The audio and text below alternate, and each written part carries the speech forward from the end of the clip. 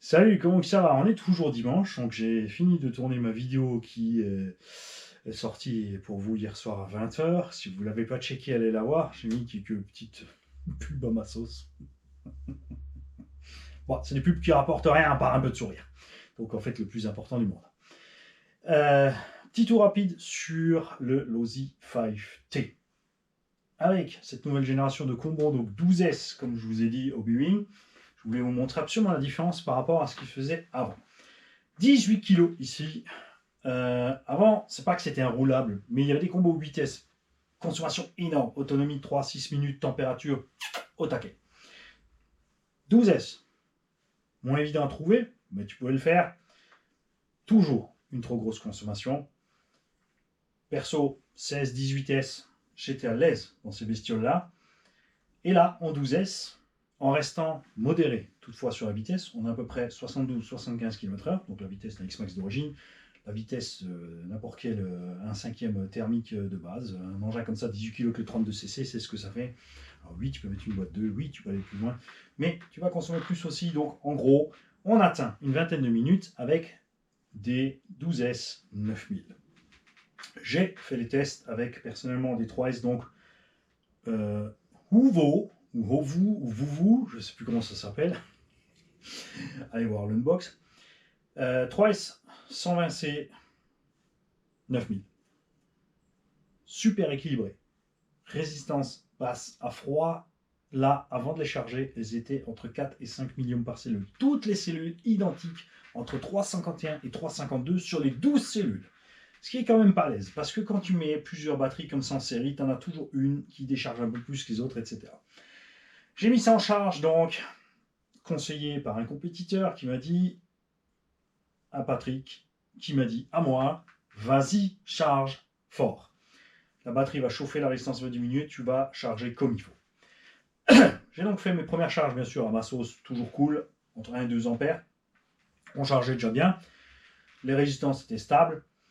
Et là maintenant, pour le deuxième ou troisième cycle que je fais ça, on a chargé 9200 la fois d'avant, 9300 cette fois-ci. Donc ces batteries, pour l'instant, tiennent leur promesse. On a un engin de 18 kg. C'était des 120C, on s'est dit, excusez-moi, c'est pas forcément des 120C réels. Pourtant, ça va très bien. Alors, ce que je n'ai pas fait, évidemment, c'est de tirer dedans comme un âne. On a roulé de façon modérée, puisqu'on a un rapport poids-puissance. On a moins de puissance que de poids embarqué. C'est une vitesse, vous avez vu, c'est déjà amusant. C'est sûr qu'en 18S, on envoyait du 85-90 km/h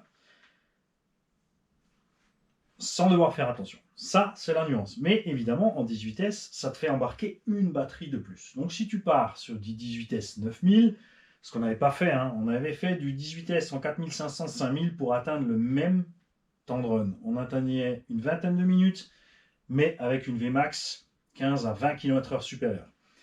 Évidemment, si on prend du 18S 9000, on va rajouter 1 kg. T'es plus à ça près, tu vas me dire que ça pèse déjà 18 kg.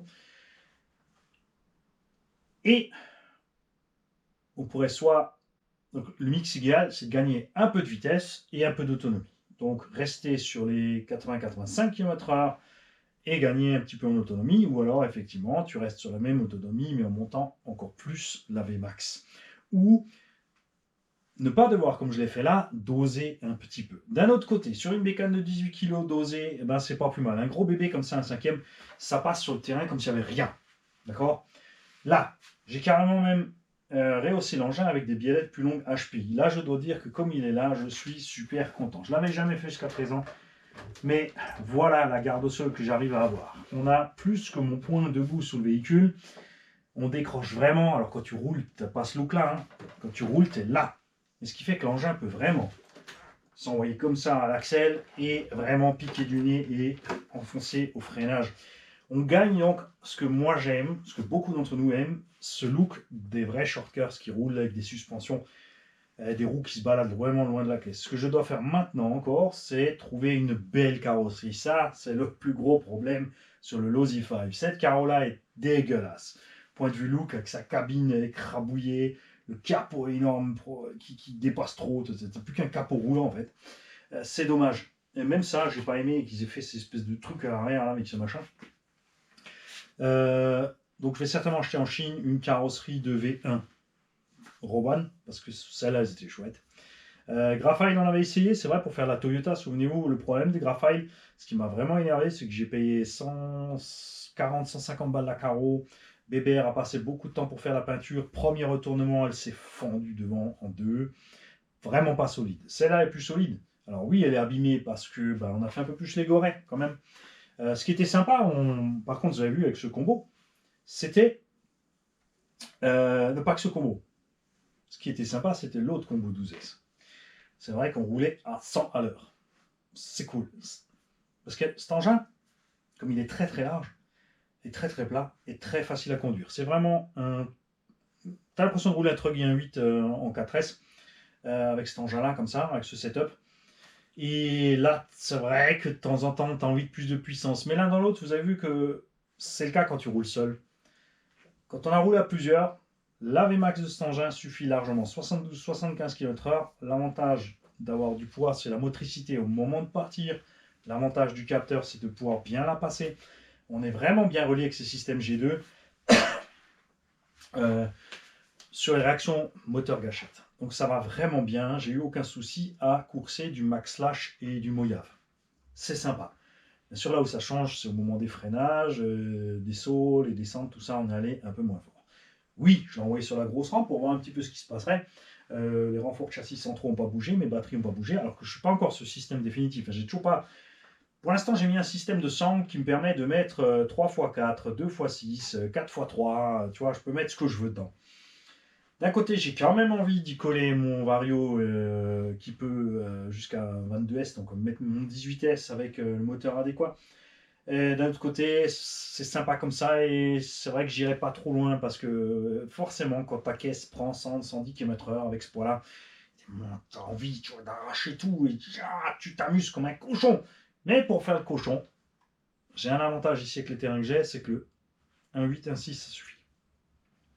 Avec un SC, un 8, un 6, un 7, je veux dire, tu vois, type Yikong, machin. Après, non, je ne vais pas faire le cochon avec le Yikong.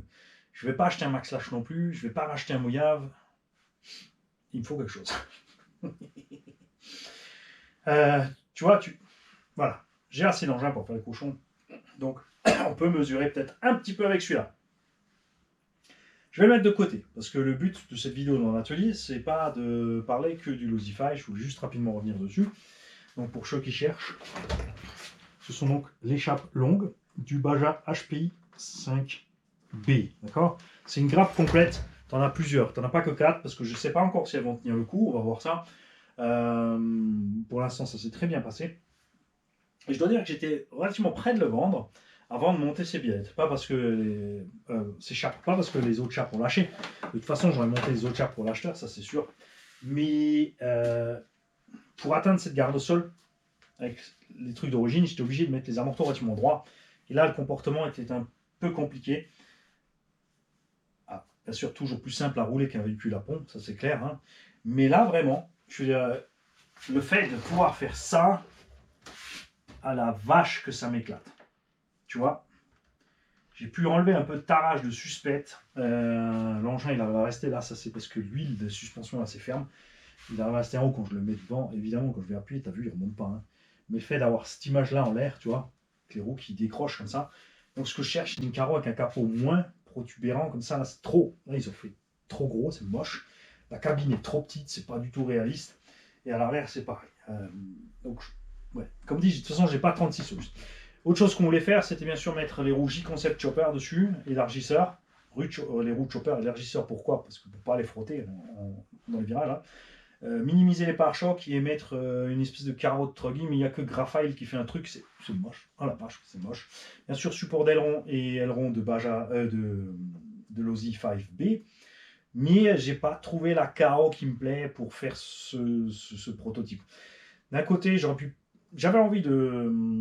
Souvenez-vous, hein, on a encore eu la première ébauche de la carrosserie Alsace Body RC pour le X-Max. C'était de faire, de coller deux coques ensemble. Donc couper en deux et de les mettre ensemble. Ça fait une coque longue avec les roues de chopper. C'est pareil, je suis pas trop content. Il faut que je vois avec Basher Bodies. ce qu'il a au programme en carreau assez grande. Parce que d'un autre côté, alors oui, tu vas me dire, tu peux prendre quelque chose qui se monte sur le Kraton 1.5. Il y aura moyen de s'arrêter avant les roues, si tu as l'aileron et tout, peut-être un truc du genre là, je ne sais pas encore. On va voir ça. Pour mettre les roues de chopper, on laissera le combo avec l'étagement qu'il a. C'est sûr qu'avec les roues de chopper, ça sera plus lourd. Elles seront plus grandes, on ira plus vite aussi. Donc on poussera peut-être un peu le combo plus dans ses retranchements. La console va monter, les batteries vont souffrir plus. Tu vois, je pense que c'est jouable, mais il faudra vraiment doser. Et si je fais un espèce de truggy de cette taille, j'ai moins envie de doser. Donc là, je passerai sûrement sur du 18S. Pas pour aller plus vite, hein, mais pour emmener les roues plus lourdes, plus grandes. Et avoir de quoi cochonner un peu plus. D'un autre côté, le comportement avec ces roues d'origine est génial. Je vais être obligé d'en acheter un deuxième, quoi. Ça sera peut-être le moment de prendre un MCD W5 pour faire ce genre d'ânerie. Le W5, on pourrait le prendre en cours. D'accord. On met le kit de fixation lipo de la MCD 16S. Je demande à Jérôme de m'en refaire. Et on met les choppers sur la transmission MCD avec les sphères. C'est bien plus endurant que les axes. Et pour le W5, la version courte, il faut savoir qu'on peut monter. Alors pourquoi tu prends le W5 alors, Mani, pour faire ça? Non, transforme celui-là et prends le W5 en SC, mais pareil, avec la peinture, il faudra tricher avec la peinture pour que la carrosserie soit belle. Tu vois, parce que le W5 comme elle est, j'adore la vue arrière, j'adore la vue avant avec l'arceau dessus, c'est super. Mais la coupe de la carreau, on manque vraiment le côté pick-up. Hein. Ça, ils ont fait trop. Mais de tricher sur la découpe de la carreau et la peinture, pour se retrouver sur un truc comme ça, je pense qu'il y a moyen de faire. D'un autre côté, après, elle est moche, ça me fera moins mal de la découper pour balancer les roues de chopper. Et on a déjà l'arceau aussi dedans, ça peut être cool. La raison principale de cette vidéo ce soir, c'est que vous avez reçu, je vais juste voir si je suis bien cadré pour vous montrer ça, parce que il faut que je sois assez près. Écran, allume-toi, vas-y, tac, oui, on est pas mal. On a aussi assez de lumière. Vous avez reçu, je dis bien vous, un cadeau de tonton Fabrice, et non Fabien. Fabrice, c'est le gars qu'on a surnommé Citroën. C'est le père de Enzo, qui s'appelle donc, parce qu'on a... Papa, c'est la C5, il y a maman sur la C4, et Enzo, c'est la C3. Il faut savoir que Fabrice était compétiteur nitro et thermique.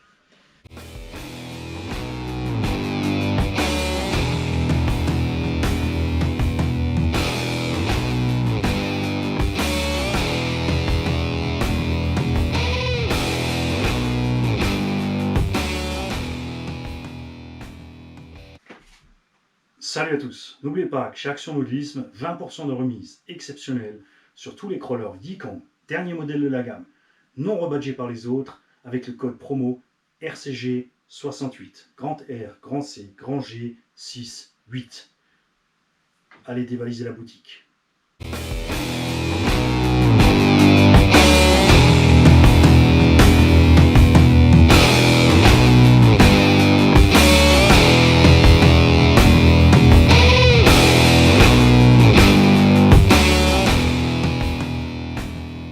Alors,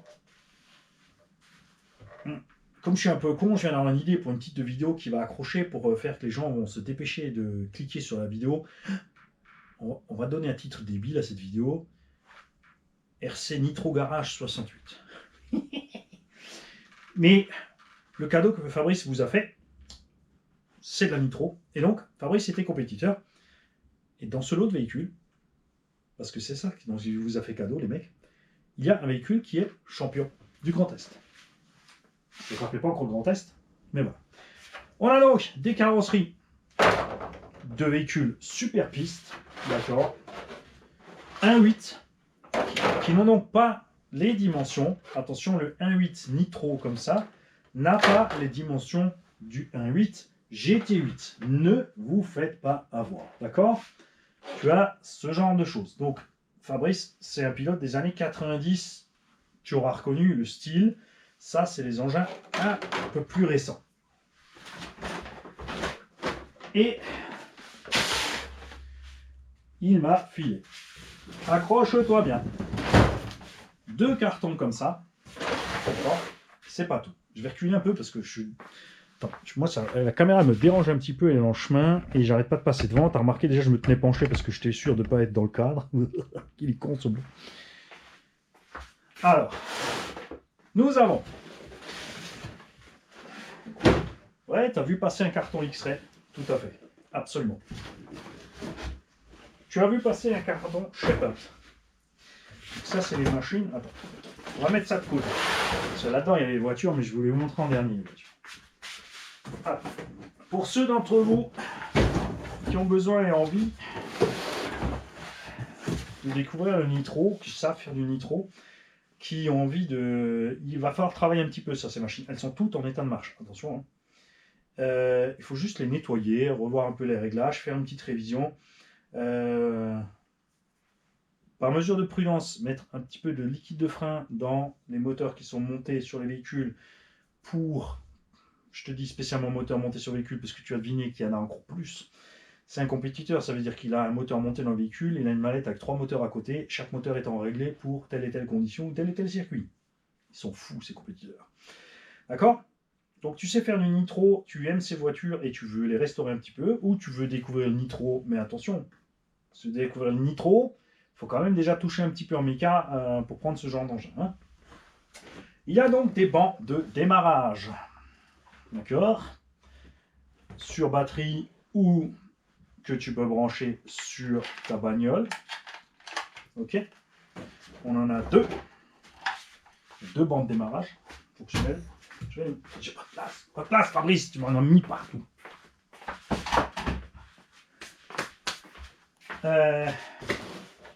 Alors attends, celle-là aussi. Ah, ne regarde pas. Manon. Nous avons une tonne de matos X-Ray, y compris des suspensions remplies avec des réglages différents, d'accord ? Des couronnes, des bougies de différents types, des sockets à bougies, tout ce qu'il faut. Et ça, c'est quoi ?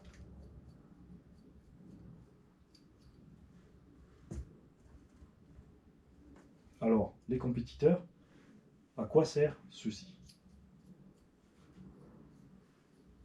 Yonoche. Il y a vraiment donc une tonne de matos ici, X-Ray, parce que voici donc la petite championne dont je vous ai parlé tout à l'heure.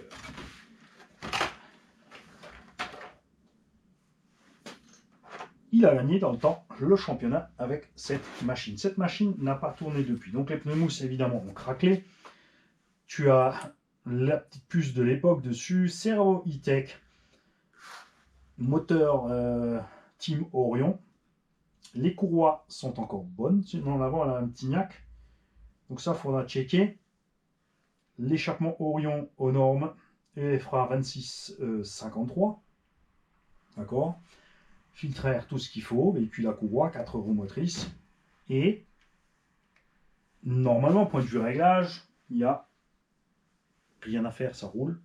Tu feras ta sauce. Comme dit, tu checkeras le moteur avant de le lancer. D'accord. Juste vérifier que c'est pas là-dedans. Ok, non, c'est pas là-dedans.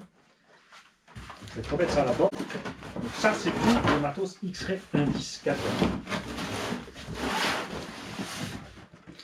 Donc si tu es intéressé par un de ces lots, hein, tu me contactes sur rcgarage68@gmail.com. C'est la même adresse que l'adresse PayPal. Et tu fais tout simplement... tu m'envoies un mail d'abord quand on discute. Le but de ces machines, c'est pas des ventes, je ne vais pas te fixer un prix. Tu fais un don au garage, pas à moi, d'accord ? C'est pas mon argent, c'est votre argent.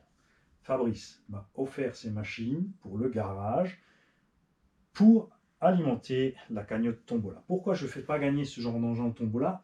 Parce que il faudrait déjà se prendre le temps de les régler, de les remettre neufs, propres en route, d'accord ?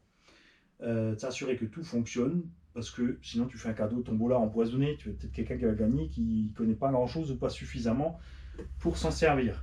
Alors que là, je sais que ce sont des amoureux de ces machines qui vont acheter ce genre de truc. Ici, nous avons une Serpent 960. si c'est bien celle qui correspond à la carrosserie qui est là. Pareil, c'est un compétiteur, les mecs. Il y a des tonnes de matos. C'est pas fini. Socket à bougie, tu vois, les trucs. Ah bah tiens, d'ailleurs, c'est du Robitronic, ça, non? C'est une expérience? Ouais, Robitronic. Donc, des choses un peu plus récentes au niveau des sockets à bougie. Une tonne de pièces pour aller avec. Donc, tu ne t'inquiètes pas. Tu n'as pas à t'inquiéter de dire, voilà, c'est une machine qui se fait plus, on trouve plus de pièces. Parce que tu as ce qu'il faut. Et je veux dire, ces genres d'engins, honnêtement, tu vas aller encore plus. Que tu vas pas forcément aller détruire, bousiller ou je sais pas quoi. Hein. Ce genre d'engin que tu vas remettre en état, il y a même encore des pièces et des options neuves et emballées avec lesquelles tu vas profiter de l'expérience Nitro pour le plaisir de faire le Nitro. Il y a encore des roues libres Mugen Seiki avec 2 roues libres neuves, 3 roues libres, tout ce qu'il faut. Donc ces engins ont des montages rapides pour les roues. Ok. Il a une boîte 2 sur celui-là. Il a un cerveau flux tabac, donc c'est pas super récent, mais fonctionne toujours. Hein. Donc une roue libre à l'avant, 3 courroies. Il faudra remettre en place le palonnier de cerveau, radio, récepteur, tout ça. Hein. Donc c'est à remettre en route. Les moteurs, bougez pas, ils sont quelque part. On a... Voilà, je vais te montrer la taille des roulements. Check ça. C'est les mêmes roulements qu'on retrouve sur les BMT en GT8 là. D'accord. Bouge pas. T'inquiète. Alors, si, on va mettre une fois ça ensemble. Celle-là, elle n'a pas le moteur dedans, mais quelque part, il y a une boîte avec plusieurs moteurs. Ne vous en faites pas, Fabrice me donnera bien sûr un coup de main pour checker que je vous donne bien les bons ensembles. Il y a aussi bien sûr la possibilité que quelqu'un me dise je veux tout. Touche à rien, fais pas chier. Nous avons les notices. Donc la X-Ray est une NT1 1/2 Luxury Kit. Cette box instruction manuelle. Ok, donc ça va avec la petite indice qui est là. Voilà, alors ça c'est un engin qui n'est pas super vieux. Hein. Il faut le remonter. Il faudra réinstaller, mais tout est là. La suspension avant, le diff avant. On a un kit de ressort avec, ce qui manque ce sont les courroies. Donc il faudra racheter les courroies, à part si elles sont quelque part dans un sac. Et il y en a 2. On en a 2, donc tu as de la pièce de rechange, il y a de quoi faire. Ce sont a priori a fortiori les mêmes modèles, oui, je confirme. Donc on a de quoi en faire une entière, c'est sûr. Et on a les pièces de la seconde aussi. Elles sont là. Ok. Donc, il y a un lot de 2 X-Ray Luxury NT1 avec encore de la pièce neuve.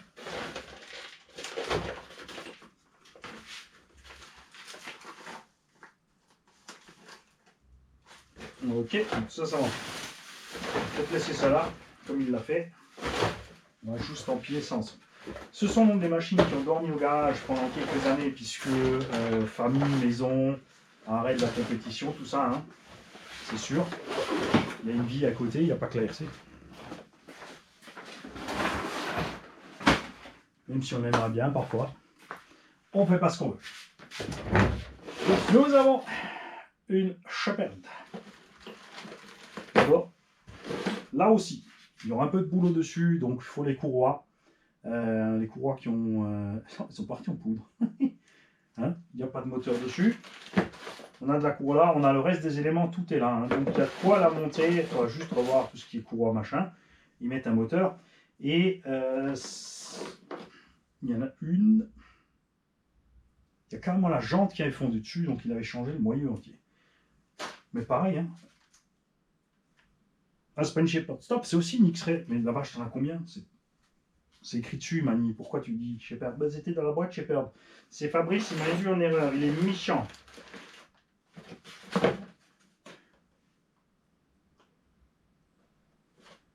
Ok, donc il y a 3, a priori, NT1. Bouge pas, je retourne là-bas.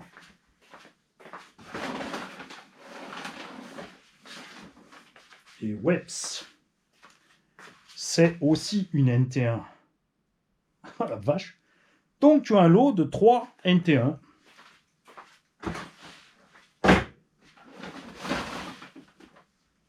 D'accord. Pareil, là, je range un minimum parce que sinon on va pas s'en sortir. Si je vais laisser ça dans la boîte Shepherd, il va falloir que je prenne des notes là.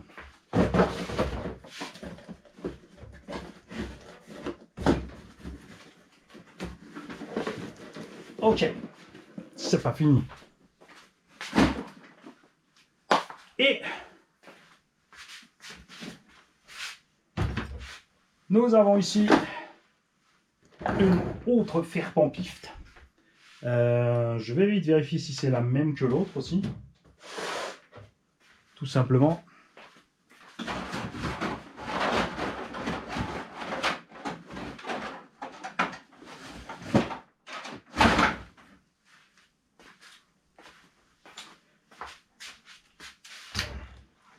Alors, je t'ai dit une bêtise. Ceci est une Serpent. Mais ça, j'ai un doute. On n'a pas la triangulation avec les renforts dedans comme on a l'habitude de le faire Serpent.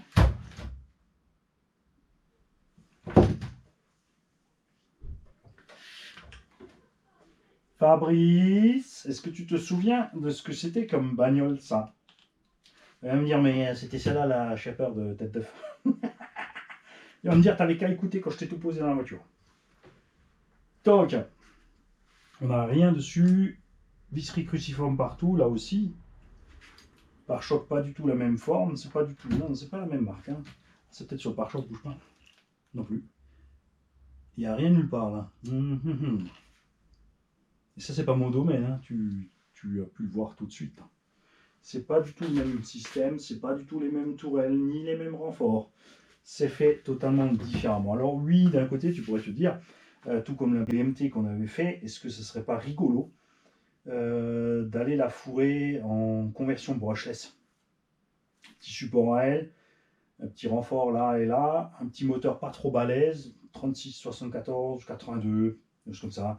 Mettre 4S pépère. Donc je vais mettre une 4S juste pour le plaisir de faire nouveau rouler ces véhicules sur le circuit. Mais il ne faut pas oublier les fans de nitro. Ils auront peut-être plaisir à rouler sur le circuit. Il y a du pneumatique neuf avec, il y a des chargeurs, il y a encore un moteur OS Max 12 XS.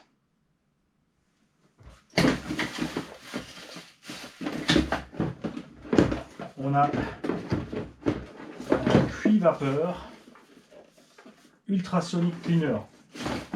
Ah ben ultrason.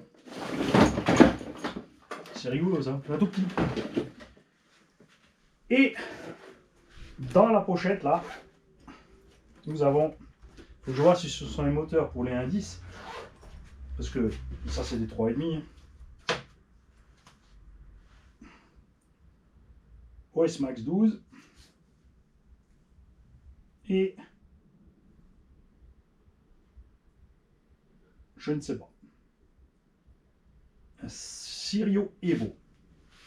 Donc ça, c'est les mêmes cylindres. Donc définitivement pour les petits indices, il n'y a pas les moteurs. Ça, ce sont les moteurs uniquement pour les 8. Je pense bien sûr que ce sera plus intéressant pour les gens de prendre le lot complet des deux véhicules pour avoir de quoi faire. Donc, vous m'envoyez un petit mail, les gars, sur rcgarage68@gmail.com. Hein, comment il a fait pour tout rentrer on va sortir ça.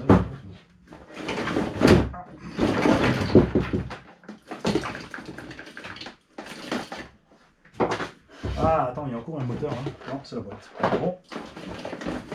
Là, ma petite pipette, machin, bidule. Et